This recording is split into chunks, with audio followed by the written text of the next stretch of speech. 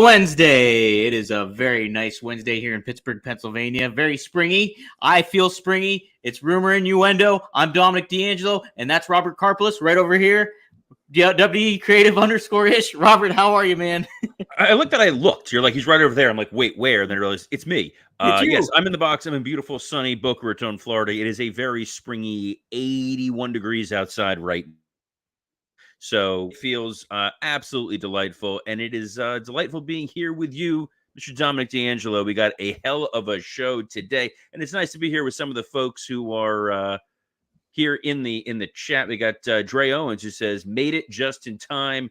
It's always a good time for you to be here. And Lou 4237 says, and good morning / afternoon. Could be evening, depending on where you are. We got folks listening to us all over the globe. But what are we talking about with these people all over the world today? There was no seamless transition there, man. That's all right. Yes, we're going to be obviously previewing AEW Dynamite tonight. They got a pretty interesting card going on. We're going to talk about Drew McIntyre and his ongoing contract talks. Undertaker talks GUNTHER, so we're going to talk about that. CM Punk has an arm brace off. And also, we're going to talk a little bit of Bray Wyatt, a little discussion there. But yes, Robert, let's start off with the AEW Dynamite preview. It is handling from up in Toronto, Canada. And the main event will be Christian Cage versus Adam Copeland. I believe this is their third rendezvous, and it is an I Quit match. We also have Eddie Kingston versus Okada for the Continental Championship. Tony Storm and Maria May versus Deonna Purrazzo and Thunder Rosa. Chris Jericho versus Hook. And we'll hear from Mercedes Mone as well. So, Robert, what do you think of this card? What do you expect to happen? What do you hope to happen? Well, when they're in Canada, you're going to get a white-hot audience. I think that's one of the benefits of when you go into any Canadian city. They're loyal fans, they're rabid fans, they're smart fans who understand what it is that they are seeing. And the AEW performers seem to respond best when there is that raucous audience, that crowd that is just hungry for it. You're giving them Christian Cage, Adam Copeland in an I Quit match. It's kind of one of those, you're playing so heavy into the fact that it's the hometown crowd. Obviously, Edge and Christian, I'm just calling him, it's weird calling him Copeland or Cope. Even when I work with them, call them Edge.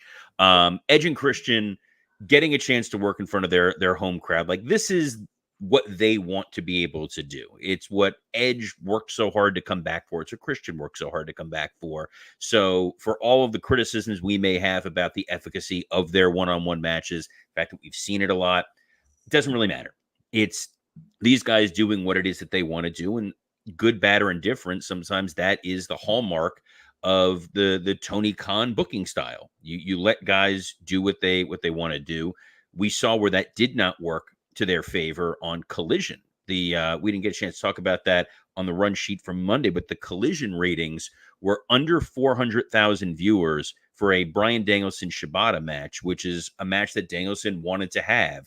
And it baffles my mind when you look at Danielson and Edge, who were main eventing WrestleMania a couple years ago, to now Danielson on a show doing sub 400,000 buys.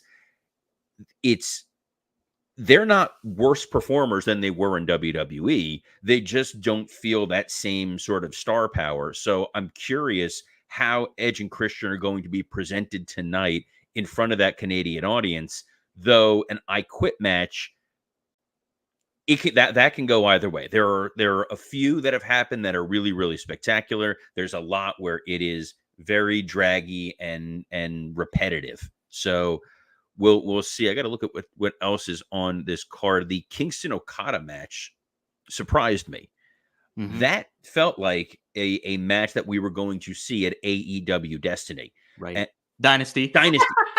Yeah, it was AEW. And I'm like, in my mind, I'm going to say Dynasty. And then I said Destiny.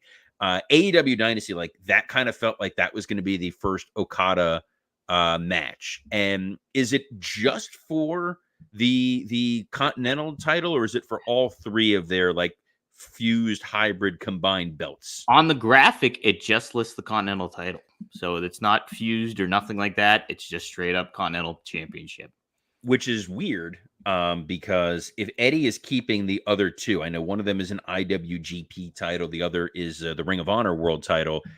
he's the champion who just lost. Yeah. So it's strange. I'm happy to see how they're presenting Okada, at least in this match, as a singles match, because I have not been a big fan of the triple threat match or the 6-man tags or whatever they've been doing.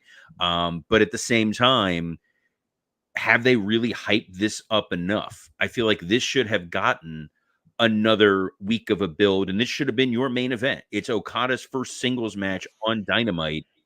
That should have been saved a week. You only get so many bites of the apple, and you could have used this one to tease that. I know there's the tag match, Toni Storm and Mariah May against Deonna Purrazzo and Thunder Rosa. We were talking before air about your thoughts on Thunder Rosa. Yeah, I love Thunder Rosa, and I think she's like could be a top women's star, and like was positioned that way, and still continues should be.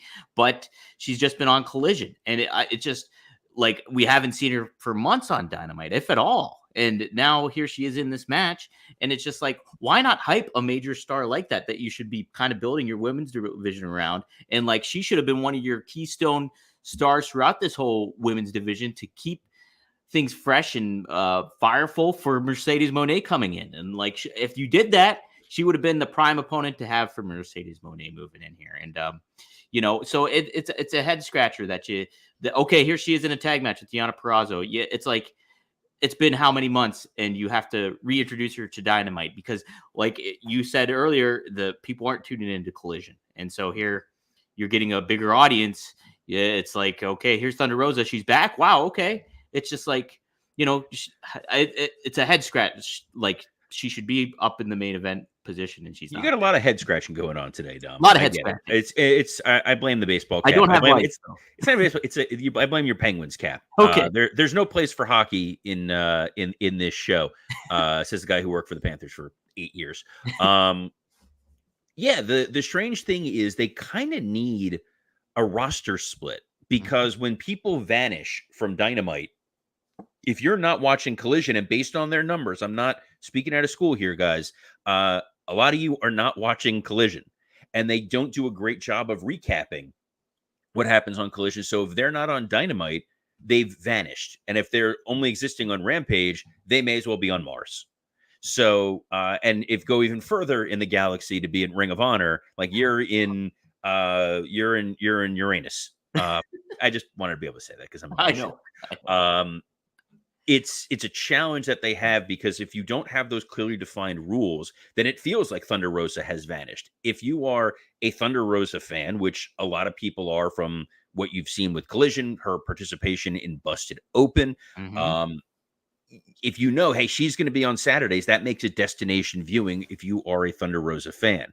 And Dre Owens here in the comments says Collision actually has decent matches. I agree. Yeah. The Collisions that I've watched, when I'm like, oh yeah, Collision's on the DVR, I'm gonna put this on, or I'm covering it for Wrestle Roast or whatever, they always deliver a really solid match. There was a lot of great FTR matches that happened there, House of Black matches that have taken place on Collision.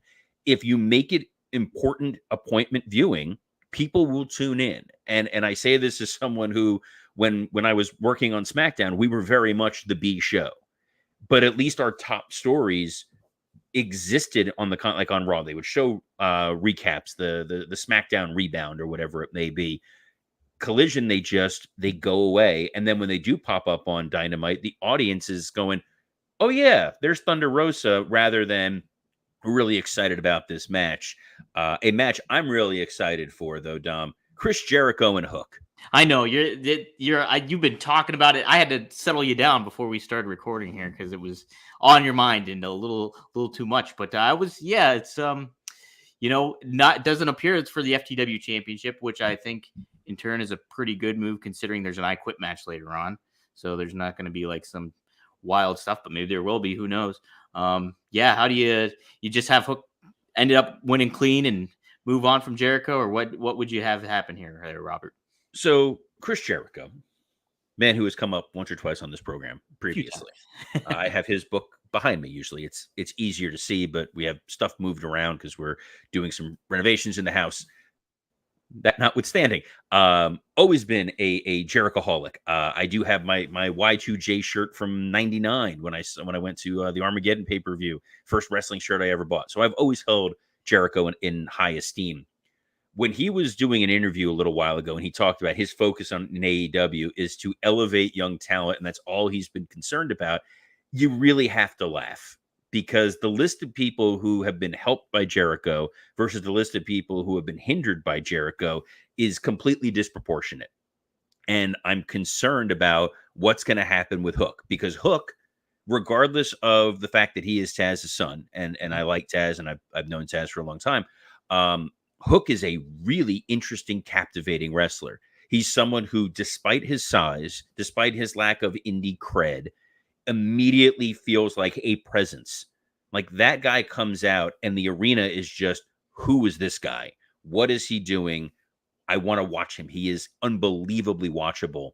Jericho is very much not the same thing. Jericho is, it's like you're watching with like your fists clenched and your teeth squeezed together, hoping, or teeth clenched and fists squeezed together. Let's strike that, reverse it. Where you're like, I really hope he doesn't do something really catastrophic that's going to embarrass him.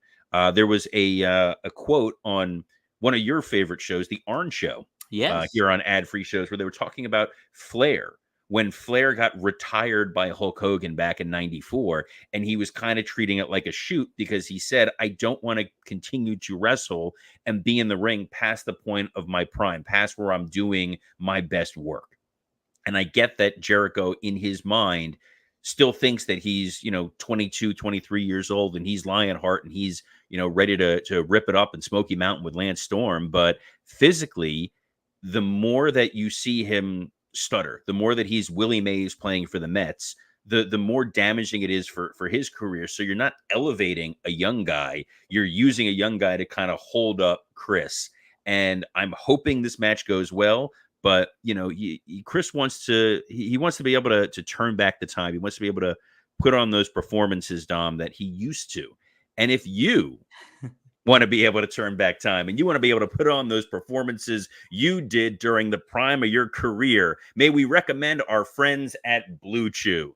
I love that wasn't even the segue I was planning on doing. It just naturally came up. It happened. It just naturally popped up. And that's what's going to happen when you take a Blue Chew, because this episode is sponsored by Blue Chew. Guys, let's talk about sex. Remember the days when you were always ready to go? Now you can increase your performance and get that extra confidence in bed. Visit BlueChew.com.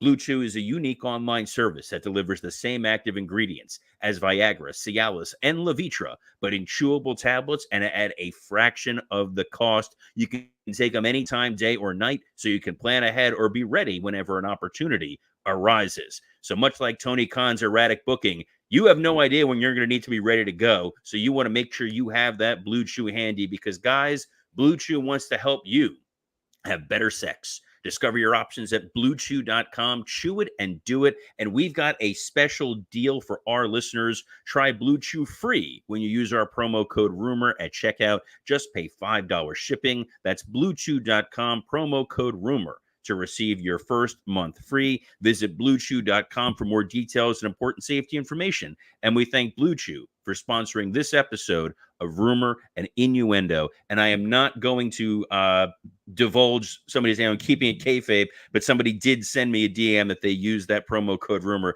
got the Blue Chew. Thankfully, didn't get into specific details, but they were a big fan. How about that? I'm happy we were able to help our listeners out. There's a comment here from I want to address real quick. It says, let's be honest, AEW is just not as good without MJF. The asking price that Max has now, when it's time for his next contract, has definitely gone up, because you do feel that void, that vacuum. You don't feel it as much without Kenny Omega. Because I think there's a lot of guys who deliver those Kenny style matches, especially now with Ospreay, who's not specifically plugged for this show tonight, which is odd. Very strange. But MJF was a promo, a character that people were excited about. And we're excited to move on to our next topic, Dom. That's right. People were always excited for Bray Wyatt. And the topic has been surrounding WrestleMania season. Is he going to be a Hall of Fame inductee? We have yet to have any announcement regarding that. But there was an announcement of a documentary taking place for him that is going to air on Peacock, Becoming Immortal. And there's going to be interviews with Hulk Hogan, John Cena, Becky Lynch, Triple H, and obviously his brother, Bo Dallas, Taylor Rotunda. But I wanted to talk about that a little interview that Eric Rowan had on via the Countout, where he was asked about the Wyatt family potentially getting inducted too as Hall of Famers. And he said, I wouldn't even begin to think about it. Who would induct us? He was meaning. It's so soon since everything with the passings, and to even think about something like that, it's just ridiculous to me. But I'm holding a tiny microphone talking to you about this. I feel ridiculous in that sense as well. So it's not something that really crossed my mind. Robert, obviously, I think Bray Wyatt is a certified Hall of Famer. It would be pretty neat to have somebody like Brody Lee, Luke Harper in that mix of getting inducted too, and in turn Eric Rowan and maybe even Braun Strowman at some point. But yeah, it seems like a little early maybe for the Wyatt family to get that nod. So it is a little, it's tough. I think you do need to induct Bray this year. They've kind of established this unfortunate pattern where when somebody does pass prematurely, that next year they go into the Hall of Fame. You get a chance to honor them, celebrate them. I would love to see that happen here. I would love to see the Wyatt family go in. As I've said before, Luke Harper was a friend of mine. His passing was really devastating at the time for me. So I would love for him to get that honor. Eric Rowan is someone who is not obviously part of the WWE family right now. He is someone who surprisingly has not found a home in any of the companies. Well, I thought for sure an AEW or even a TNA Ring of Honor would use him more than they have. But I think admitting the Wyatt family is not watering down admitting Bray Wyatt into the Hall of Fame. I think you're able to honor a few people who are absolutely worthy. You don't need to put Strowman in. I guess that's potentially the concern because Braun is still an active competitor in the company. So you do have a second bite of the apple if they decide a few years down the road they want to induct the entire Wyatt family. They can, but I suspect that Bray will go in this year. The documentary, I don't know if you saw the commercial for it on Raw, Dom, but that is heavy. I didn't watch it because I knew it was going to be heavy. That was the aspect. It's just like, oh man, it's like knowing that that's coming. Even today when I was like making the rundown, I saw the thing. I was like, should I watch the trailer just so I'm aware of it? And I was like, I don't know if I'm like emotionally ready for that. So, I watched it. It got me. Just the first moment where you hear Bo Dallas talking about his, you're like, nope, I'm it's tough. I think the strange one, you read the list of people who are on there. Do you think just because it had the word immortal in it, they thought they needed to interview Hogan? I have no idea. Like, I get everybody else, but you're like, one of these things is very much not like the others. Yeah, which one here? And quick plug for a friend of the show, Chris Van Vliet. If you have not listened to his interview with John Cena, and I highly recommend it, he gets into detail about that Firefly Funhouse match that the two of them constructed and built, and how John laid it out and hand wrote the notes and came up with all these wacky ideas. And it still stands as one of the most unique, interesting, and amazing things that's ever happened at any wrestling show, let alone a WrestleMania. It's so insane. I will probably go back and watch that again at some point, just because it's a total blast, if for no other reason than to see the old SmackDown fist. Right. Or John Cena and NWO shirt. I like that. John Cena and NWO shirt was an odd sight. But what they did was they took the history of wrestling, they condensed it down, and Dom, they made a meal out of it. And if you are looking for a meal that is going to change your life, it's going to be the Firefly Funhouse for your stomach. May we recommend our friends at Factor. Guys, eating better is easy with Factor's delicious, ready-to-eat meals. Every fresh, never frozen meal is chef-crafted, dietitian approved, and ready to go in just 2 minutes. You'll have over 35 different options to choose from every week, including Calorie Smart, Protein Plus, and Keto.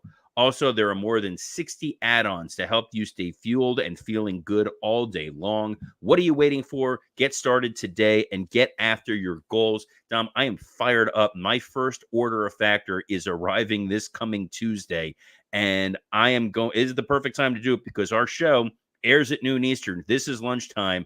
I'm gonna try it on air because I'm excited to sink my teeth into it. I know you have actually sampled some Factor meals before. Absolutely. And I did the keto plan and it was awesome. Like, I usually eat in the evenings later on when I'm rushing around and finishing up with social media, whatever I got to do, dirt sheet writing, you name it. But pop that in my toaster oven, 7 minutes, boom, it's right there. I had a lot of chicken meals. There was some pork meals, 2 options, and just really, really, I felt great. And it was like a good meal that I didn't have to worry about cleaning up, didn't have to worry about anything like that. It was awesome. Huge fan of Factor. Very happy they're a sponsor for us here on Rumor and Innuendo, Robert. Well, guys, head to factormeals.com/rumor50 and use code rumor50 to get 50% off. That's a hell of a deal right there. 50% off. That's code rumor50 at factormeals.com/rumor50 to get 50% off, which is impressive because Factor is less expensive than takeout, and every meal is dietitian approved to be nutritious and delicious. And we always want something that's going to satisfy our fans here at Rumor and Innuendo. All 5,000 of you tuning in live, joining us here at noon Eastern, as well as all you who go back later on in the day and catch us, whether in video or audio format. Don't worry, we're not done with the show yet. We still got some Billion the CW news coming up. But Dom, what do we got next? Yes. So a little bit of worlds colliding, generations colliding, apparently. We have the Undertaker. He happened to talk about the longest reigning Intercontinental Champion of all time. No, not the honky tonk man. It is now Gunther. It's been that for several months now at this point. But on his 6 Feet Under podcast, he had a little quote about Gunther, and I thought it was pretty cool. The sky's the limit for him. I think he's a little bit of a throwback to a different era, but he has that ability to work and tell stories. It's a simple quote, but I really thought the aspect that Gunther does tell stories without really having a notable finishing move. And I thought that was kind of a neat aspect of Gunther and who he is. But there's so much, even in that contract signing on Raw, just his facials and body language when it comes to interacting with Sami Zayn and kind of looking down on him. Just, he is a throwback. He's a total throwback, Robert. He's great. He's someone who, when you see him, you immediately are like, oh, I do not want to mess with this guy. Yeah. And he doesn't need to do it with killer abs. I think people remember back in his Walter days, he was enjoying probably 3 to 4 Factor meals at a given time.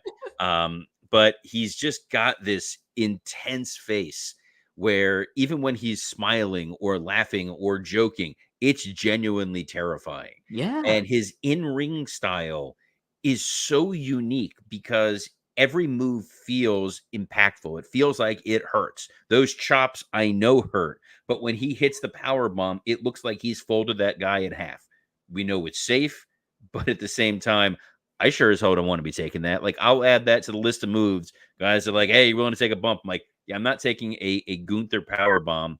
And obviously Taker is saying this because he's looking at the long list of stiffs that he's been put in the ring with. Yeah. Nathan Jones, Heidenreich, Giant Gonzalez, King Kong Bundy. The amount of money a Gunther Undertaker match would have made is off the charts, but he has become such a force, which is so funny because Vince hated him. Vince was so opposed to everything about Gunther. I don't like his look. I don't like the character. I don't like the presentation of Imperium. It's boring. And now this guy he's a future WrestleMania main eventer. If not next year, then the year after. Like, it is imminent. And it's an embarrassment of riches for I would say Punk, for Hunter to have this guy under contract.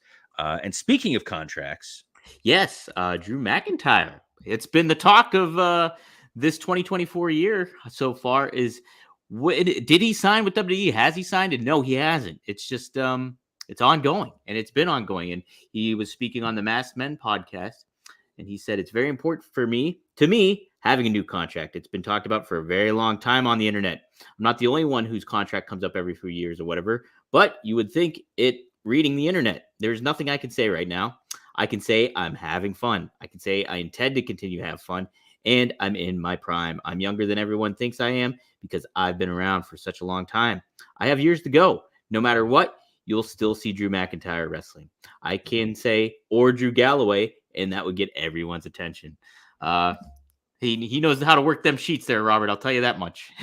Better than Booker T. Look, Drew is 38, which in wrestling world now is right smack dab in the middle of your prime. Yes. Like you're not even at the AJ Styles, Randy Orton, mid to late 40s where you're still able to go. Drew, you can still viably get another 5 to 7 years of him as a main eventer. My hope with all of this contract talk is, given how good he is at needling the internet, there was another guy who won a world title without a contract, and that became a story in and of itself, and that's CM Punk. Mm-hmm. So this starts to feel very intentional that this guy who was trolling CM Punk is out there talking about how he does not have a contract and he's going up for the world title.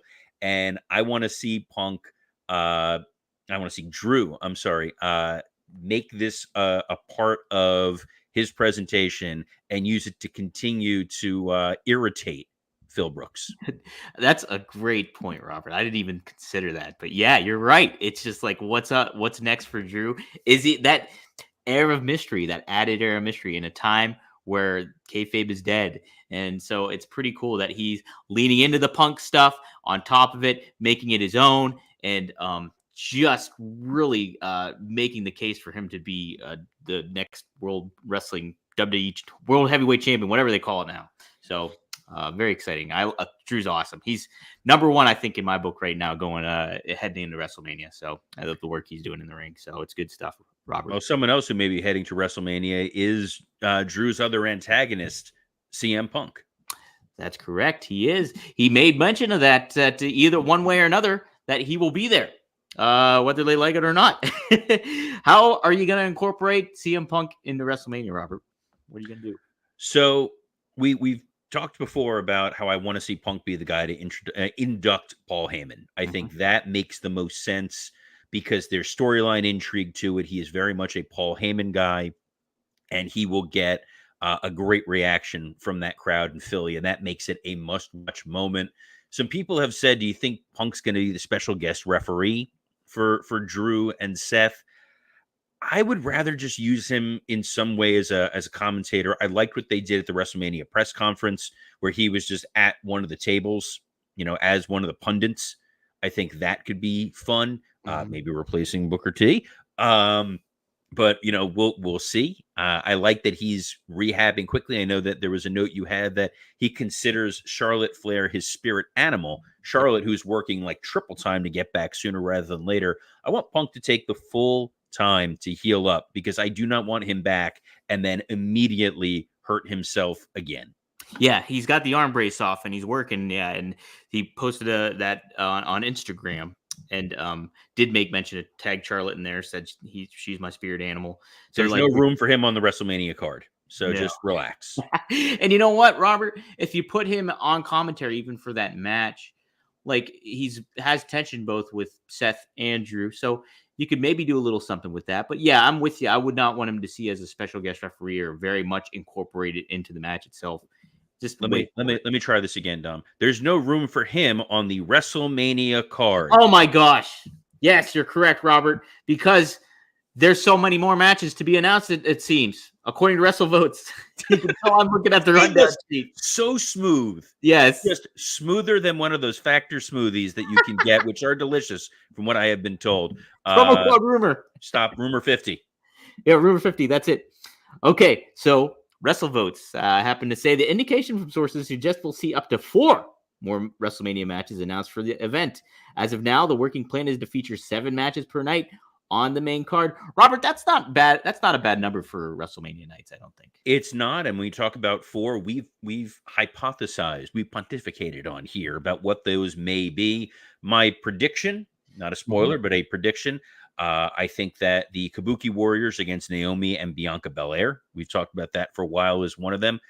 something involving the LWO and Legado, whether that is the Santos Escobar Rey Mysterio one-on-one match, a multi-man match, a multi-person match, we don't know. Something involving Lashley and his crew and Karrion Kross and his crew, whether that is a singles match or a multi-person match. And then that fourth match, that final match, who's the one guy, I'm doing the hand gesture for those of you watching, who has to be a part of WrestleMania 40? That's John Cena in some capacity, some way, shape, or form.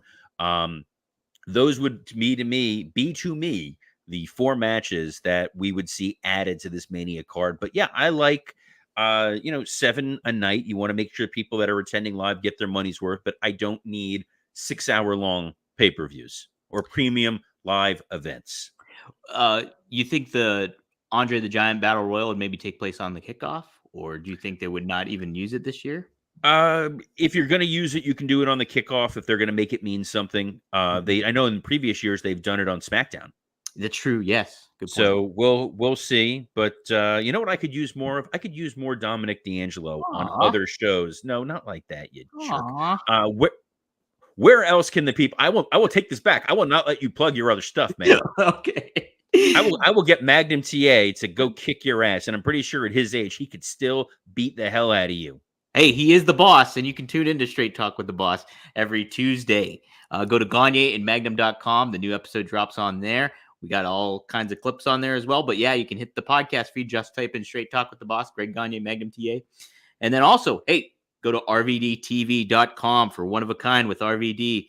Some good clips coming up there. We talked about Muhammad Ali, talked about Mike Tyson. Rob has a really cool perspective that he took on Muhammad Ali and what made him stand out as a talent too. So definitely check that out. Go to RVDTV.com, Gagne and Magnum.com. And guys, I will be around for WrestleMania. I will be on site in Philadelphia for WrestleMania doing coverage for this show for you guys right here. So that's what I got on tap. Robert, what do you got on tap, good sir? First of all, guys, if you see Dom in the wild and you're in WrestleMania, let's get a picture with him. Tag it with that hashtag RIPod. I want to see that that slightly goofy smile all over the place. And it's cool because when I was at the Boca Raton Championship Wrestling show on Sunday, someone came up to me and said that they're a big fan of our Rumor and Innuendo show here. So it's always cool to interact with other wrestling fans. I have another podcast if you want to interact a little further called Wrestle Roasts, with 3 professional comedians, Mike Lawrence, Scott Chaplin, and Dan St. Germain.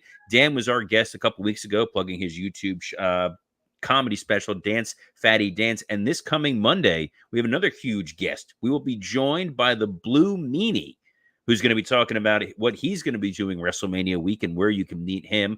We have another guest. I'm not going to say who, but we have it teed up for WrestleMania week.